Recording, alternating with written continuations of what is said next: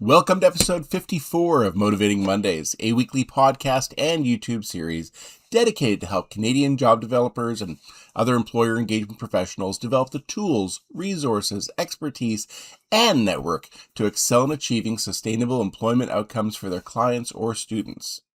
My name is Christian St. Cyr, National Director of the Canadian Job Development Network, and today we're going to talk about a sales technique called discovery that job developers can use to build employer relationships.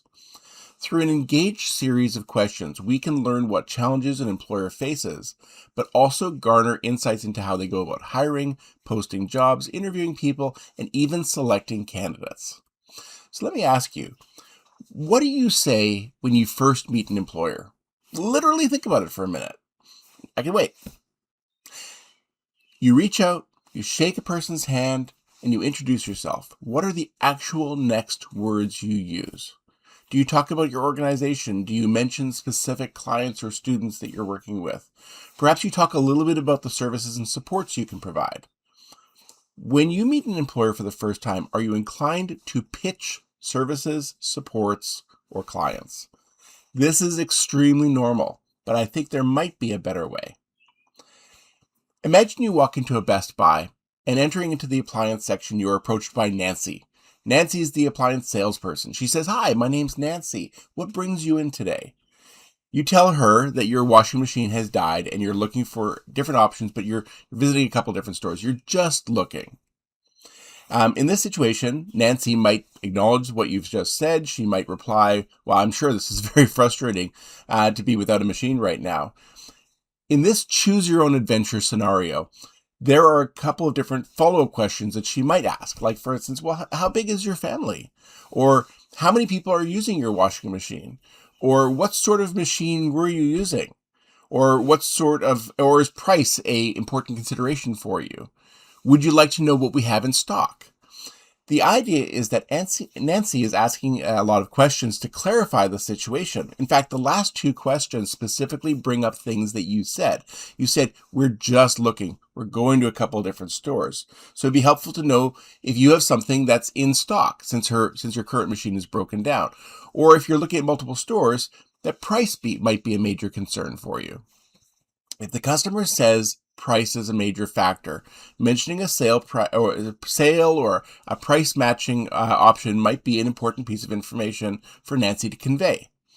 Instead of acknowledging the situation as frustrating and asking for more information, there might be two alternative pathways that Nancy could have chosen. Perhaps her store actually does have a really great sale, and so Nancy might mention that the sale is ending on Friday. Alternatively, she might just respond that she understands, and if they need any assistance, she'll be around. Asking questions doesn't just keep the dialogue going, it helps clarify the problem. You know the couple wants a washing. If you're Nancy, you know the couple wants to buy a washing machine, but what is their price range? Do they have a front-loading or top-loading washing machine? Do they need delivery, or do they need something that's already in stock? Do they want something that's in white or black or silver? These are all clarifying questions. The more questions she asks, the better Nancy understands her customers and can provide a solution that addresses their problem. This is what in sales is referred to as discovery. It's asking probative questions to make more informed suggestions. If you don't like the comparison to sales, let's just call it active listening. If I, for instance, am an employment counselor and I do an intake appointment, I will ask a series of increasingly probative questions to understand what employment supports or what challenges a client is facing, and then make recommendations on interventions. The problem is that many salespeople, and frankly many job developers, will immediately jump into the sales pitch. This could be the client that you're representing, your organization, or employment supports that you can provide.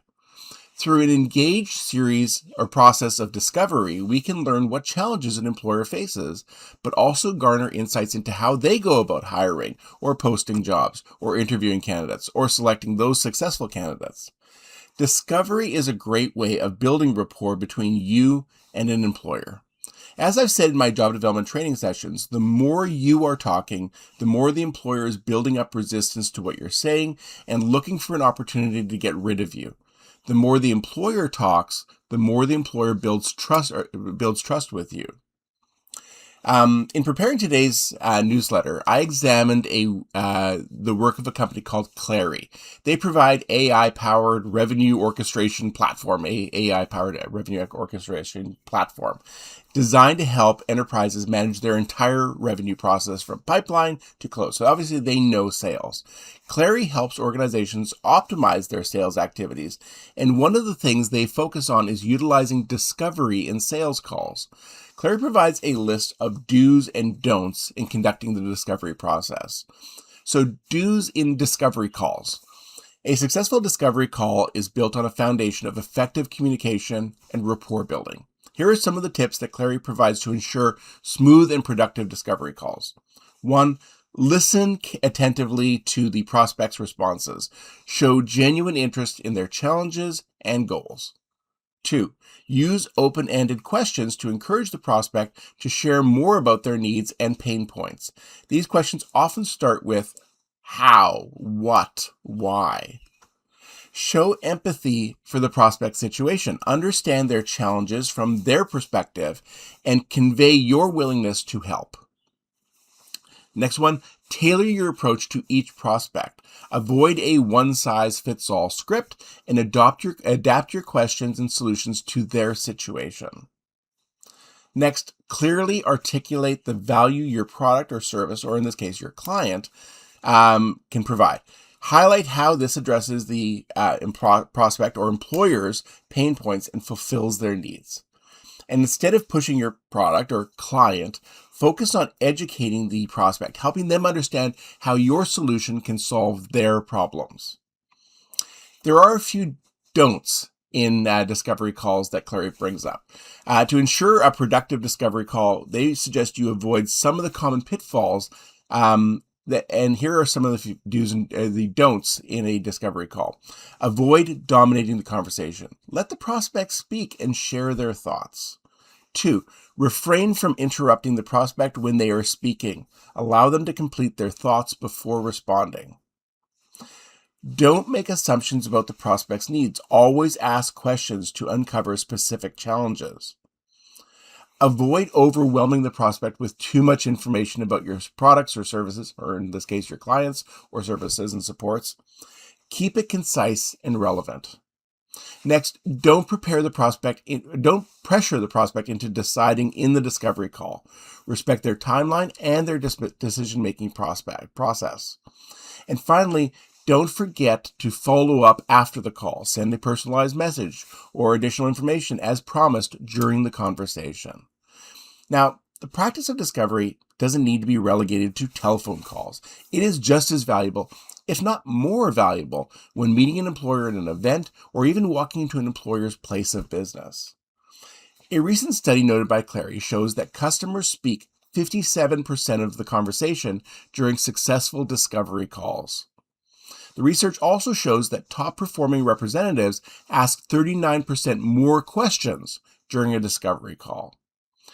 Discovery is a valuable way of building trust and speaking to an employer's unique challenges, but it's also a valuable communication tool. Showing a genuine interest for what an employer does helps you establish yourself as a member of the business community. Rather than being a social worker who's trying to get a lesser than worker employment, you can recraft your reputation as a placement specialist who's trying to better understand their needs and suggest a candidate who will address those needs.